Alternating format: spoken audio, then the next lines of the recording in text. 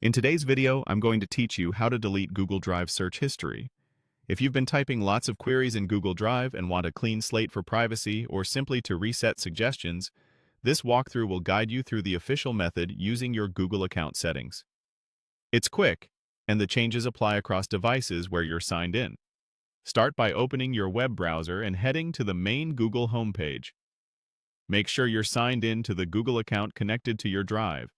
Look at the top right corner of the page for the Google Apps icon, the small grid of dots.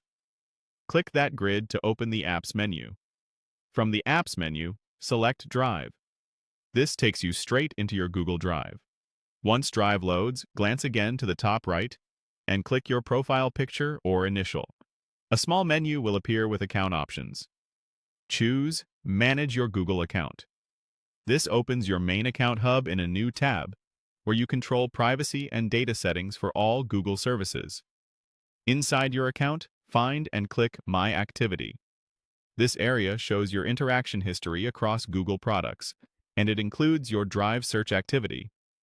On the My Activity page, look for the Delete option, usually visible near the top of the screen.